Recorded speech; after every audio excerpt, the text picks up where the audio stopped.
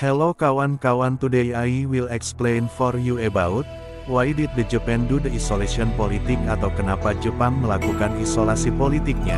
Padahal Jepang merupakan negara yang maju kala itu dengan imperialismenya yang kuat dan tangguh. Namun mengapa mereka mengurung dirinya? Apakah hal itu disebabkan karena mereka dibuli oleh masyarakat Eropa?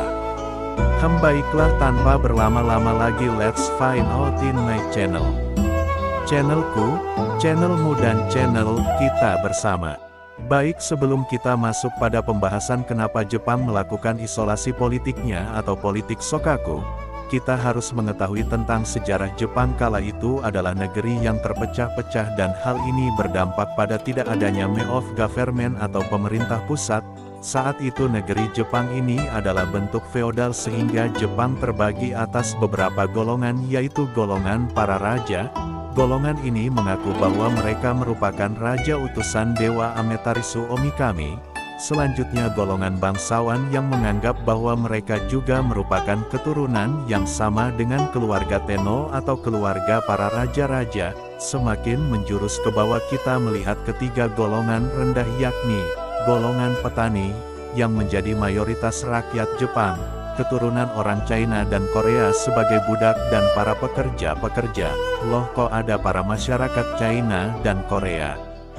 Nah, jadi di tahun 375 Masehi seorang Tenno perempuan bernama Kaisar atau Tenno Jingo berhasil menaklukkan daratan Korea, dan hal ini berdampak pada pembelian para budak dari China dan Korea ke Jepang. Ini sangat menarik, tapi tunggu, apakah mereka saat itu masih terisolasi oleh dunia luar? Oh iya, aku baru ingat, jadi kala pemerintahan yang terbagi-bagi itu, Jepang masih bisa mentolerir bangsa luar ke dalam bangsa mereka. Bahkan orang Jepang melakukan orientasi budaya dari China dan Korea. Balik lagi ke pembahasan golongan, jadi atas dasar pembentukan golongan akibat feodalisme ini menyebabkan terjadinya beberapa pemberontakan. Salah satunya pemberontakan yang dipimpin oleh Kakatomi no Kamatori. Dalam hal ini terjadilah sebuah perang Jepang terbesar yang mengakibatkan berdirinya keluarga Fujiwara. Perang ini diakibatkan pula karena perebutan kekuasaan antara klan Soga dan klan Nakatomi. Klan Soga, yang dipimpin oleh Soga no Emishi, memiliki pengaruh besar atas kaisar dan pemerintahan selama beberapa dekade. Klan Nakatomi, yang dipimpin oleh Nakatomi no Kamatari, adalah pendeta Shinto terkemuka dan penentang kuat pengaruh Buddha yang semakin besar di istana. Akhirnya di tahun 645 Masehi meletuslah pemberontakan yang pada akhirnya klan Nakatomi berhasil mendirikan keluarga Fujiwara dan mengalahkan klan Soga. Keluarga inilah cikal bakal berdirinya sebuah daimyo dan samurai. Di samping itu, akibat dari kudeta ini, the power of Fujiwara semakin kuat sedangkan Tenno jabatannya semakin menurun. Hal ini dengan mudah dimanfaatkan oleh keluarga Fujiwara dengan memperalatnya, seperti Tenno harus dinobatkan saat masih muda dan yang menjadi walinya ialah keluarga Fujiwara. Waduh, ini sedikit licik ya. Agar kedudukannya tidak terganggu maka terciptalah para daimyo atau gubernur militer yang sejabat dengan gubernur sekarang. Dan agar para daimyo mempertahankan kedudukannya terciptalah para samurai atau prajurit loyal. Di antara para daimyo-daimyo yang paling berpengaruh ialah daimyo Taira dan Minamoto yang berkuasa di Jepang Barat dan Timur. Kedua keluarga ini menentang keras keluarga Fujiwara yang memanfaatkan Tenno. Akhirnya seorang dari keluarga Minamoto bernama Yoritomo berhasil mempertahankan kedudukan Tenno sebagai lambang kekuasaan resmi, dan di tahun 1129 Yoritomo pun diangkat menjadi shogun, atau berarti panglima besar. Ia atas nama raja berkuasa di seluruh Jepang. Sejak saat itu, selama 7 dekade dipegang oleh kesogunan, dan Tenno hanya sebagai lambang saja. Hal ini mirip sekali dengan sebuah pemerintahan parlemen yang dimana Perdana Menteri sebagai kepala negara dan raja hanya sebagai lambang saja. Hal ini pun memulai berdirinya era Shogun. Pada era ini terdapat 3 masa pemerintahan, yaitu masa pemerintahan Shogun Kamakura, masa pemerintahan Shogun Muromachi, dan terakhir adalah masa pemerintahan Shogun Tokugawa.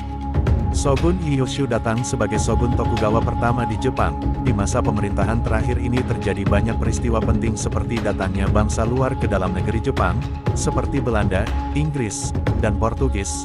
Namun setelah Ieyasu meninggal di tahun 1616, Ia digantikan oleh seorang Shogun Iemitsu. Saat Iemitsu naik tampuk kekuasaan secara resmi, terjadilah beberapa perubahan politik dari Jepang ini terhadap bangsa Eropa. Bangsa Jepang melihat kecurigaan terhadap bangsa Eropa. Bangsa Jepang menganggap bahwa bangsa Eropa merupakan kesialan bagi mereka. Di abad ke-16, kedatangan Portugis dan bangsa Eropa lainnya menandai awal era kolonialisme di Asia.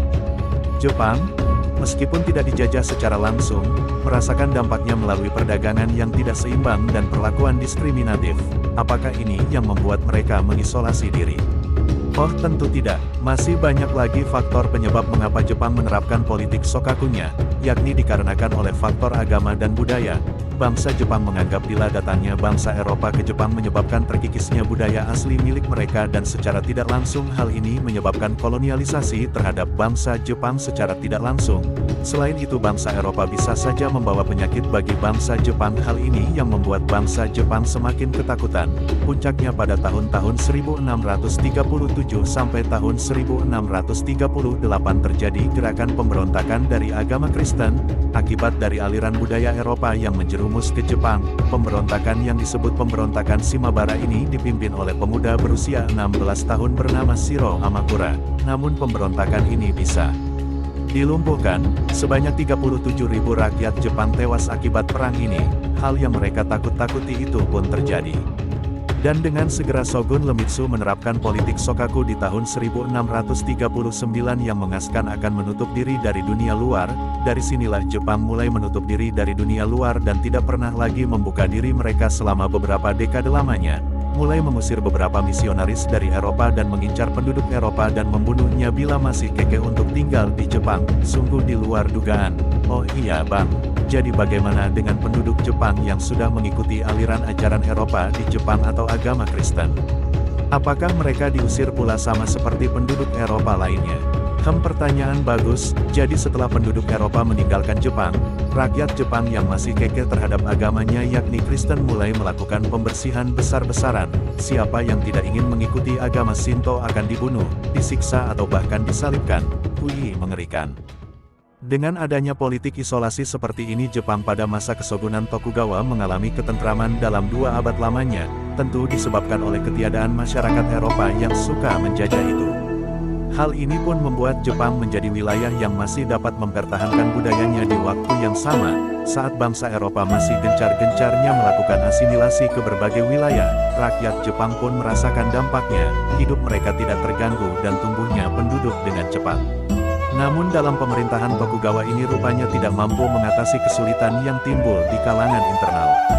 Karena Jepang tertutup untuk masuknya bangsa asing, maka harga barang menjadi naik, kehidupan rakyat sulit, inflasi di mana-mana, dan buruknya lagi saat itu Jepang sudah ketinggalan jauh dalam hal teknologi dan informasi.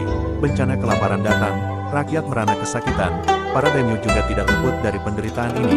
Untuk membiayai kehidupannya terpaksa mereka meminjamkan uang dengan bunga yang tinggi. Ketika mengurung diri mereka perkembangan kekuatan perdagangan dunia telah berubah, kedudukan Portugis dan Spanyol telah digantikan oleh Inggris, Prancis, dan Belanda. Sungguh mengejutkan, bahkan dalam hal industri Amerika dan Kekaisaran Rusia menjadi primadona dunia. Negara Eropa Barat menjadi negara industrialisasi terkuat di dunia. Di abad seperti ini revolusi industri mulai cerah dalam segi perekonomian. Para usahawan liberal dari Eropa berpikir agar melakukan kolonialisasi yang lebih modern, bukan seperti dulu, kala Portugis dan Spanyol melakukan merkantilisme. Namun mereka sekarang ingin mencari bahan mentah untuk memerlukan kelangsungan hidup mereka. Mama dari itu pada abad ke-19 bangsa-bangsa Eropa Barat berhasrat ingin memasuki teritorinya Jepang agar melakukan hubungan dagang dengan Jepang. Namun hasrat dan impian itu always ditolak oleh Jepang. Bangsa Jepang selalu diliputi oleh rasa curiga akan bangsa Eropa yang penuh dengan kejahatan itu. Sementara itu, ada beberapa masyarakat Jepang yang mulai sadar akan pentingnya berhubungan dengan dunia luar dibanding hanya internal. Di abad pertengahan ke-19 Amerika yang berkembang dengan industrialisasi yang kuat, melakukan hubungan dagang dengan Jepang. Namun seperti biasa, Jepang selalu menolak kehadiran Amerika ke tanah mereka. Sejak tahun 1848 bangsa Amerika berusaha memperluas wilayah baru di pantai Pasifik seperti Oregon, California, dan lain-lain guna menangkap ikan paus di lautan Pasifik bagian utara. kedudukan Jepang semakin penting bagi Amerika berhubung Amerika banyak yang mengarungi Samudera Pasifik guna sebagai batu loncatan memasuki teritorinya Cina. Pada tahun 1846 datang seorang komodor dari Amerika bernama Komodor Biddle yang mencoba memasuki teritori wilayah Jepang. Awalnya melihat kapal dagang Amerika itu, Jepang amatlah terpukau, terkejut, atau bisa dibilang ketakutan. Mereka melihat kapal uap itu dan menganggapnya seperti naga laut yang berapi. Maklum, jika bangsa yang ketinggalan zaman hahaha. Oke, lanjut ke pembahasan. Bet dengan melakukan kontak dagang dengan Jepang saat itu gagal dan Komodor Biddle gagal melakukan perdagangan dengan Jepang, namun usaha Amerika tidak pernah berakhir sampai di situ. Mereka tidak menyerah. Mereka seperti ular yang ingin menerjang tujuan mereka. Pada tahun 1853 seorang perwira Angkatan Laut Amerika bernama Komodor Mayo Perry menerobos masuk ke dalam wilayah Jepang. Dengan persenjataan yang lebih modern mereka merangsek masuk di Teluk Yokohama. Tujuannya, meminta persetujuan Jepang agar membuka kota pelabuhannya untuk bangsa asing.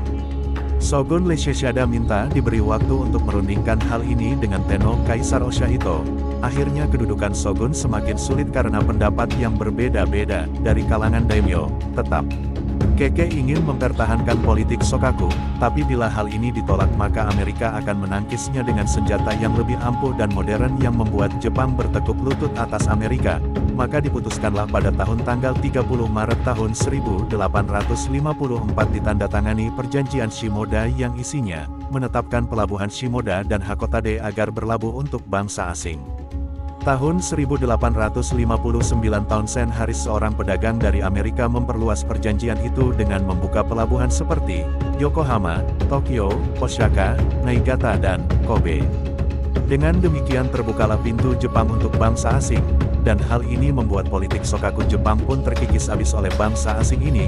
Sungguh kasihan cuy, tapi pembukaan pelabuhan ini membuat keluarga Satsuma dan supportnya mulai melawan bangsa asing dan menjunjung tinggi Tenno, atau kata lainnya membangkitkan para kaisar menjadi lebih tinggi. Tahun 1862 di Satsuma terjadi pembunuhan terhadap seorang bangsa Inggris. Geramlah Inggris ini dan mulai bergerak menyerang pelabuhan dan benteng yang dikuasai oleh Satsuma. 2 tahun setelahnya Daimyo Koshiu pendukungnya keluarga Satsuma menembaki kapal-kapal asing yang melewati Selat Shimonoseki. Segera armada Inggris, Perancis, Belanda, dan Amerika menghancurkan benteng pertahanan Koshiu. Maka terbukalah mata Jepang untuk memajukan negerinya sendiri. Mereka insaf akan apa yang telah mereka lakukan. Mereka amat lemah dan sangat kalah. Maka dari itu mereka mulai memodernisasikan negerinya. Mereka pun sedikit demi sedikit menempuh jalan modernisasi dengan melakukan restorasi Meiji di tahun 1868 Kaisar Oshihito yang akhirnya digantikan oleh Kaisar Mutsuhito atau dikenal dengan nama Kaisar Meiji.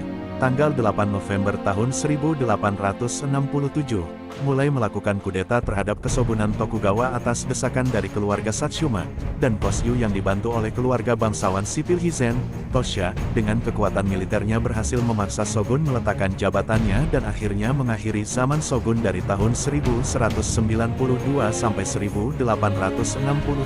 Sejak saat itu restorasi mulai datang, para penghalang tidak bisa menghentikan restorasi ini lagi, apalagi Shogun yang dianggap penghalang modernisasi Jepang sudah tiada. Banyak susunan undang-undang, restorasi mengikuti susunan dari Prusia, Jerman, banyak tentara Jepang yang dilatih dari Jepang ke negara Eropa Barat, banyak siswa yang diwajibkan diajari di umur 6-14 tahun yang membuat Jepang menjadi wilayah yang bebas dari buta harus di Asia. Para mahasiswa dikirim ke luar negeri untuk menyempurnakan dan memperdalam ilmu pengetahuan mereka akan cinta tanah air, terutama di Eropa Barat. Pada akhirnya Jepang menjadi negara di Asia yang mampu memodernisasi negaranya menjadi lebih baik. Jadi kesimpulannya, tanpa kita ketahui dengan berinteraksi kita bisa memajukan diri kita untuk menjadi lebih baik. Tanpa adanya pergaulan yang baik, apakah pengetahuan yang akan kita miliki? Dengan berdiam diri apakah kita akan maju? Tentu tidak. Faktor isolasi inilah penyebab utama Jepang kala itu tidak maju dan menjadi kolot. Dengan mengubah sistem lebih modern dan melepas diri dari isolasi ini pun Jepang menjadi lebih maju. Demikianlah rangkaian cerita sejarah kenapa Jepang melakukan isolasi politik. Jika terdapat kesalahan dalam penulisan saya, dimohon untuk dikomen, dan jangan lupa untuk like, comment and subscribe agar video ini menjadi berkembang dengan lebih baik. Thank you guys and see you in my channel, channelku, channelmu dan channel kita bersama. Bye.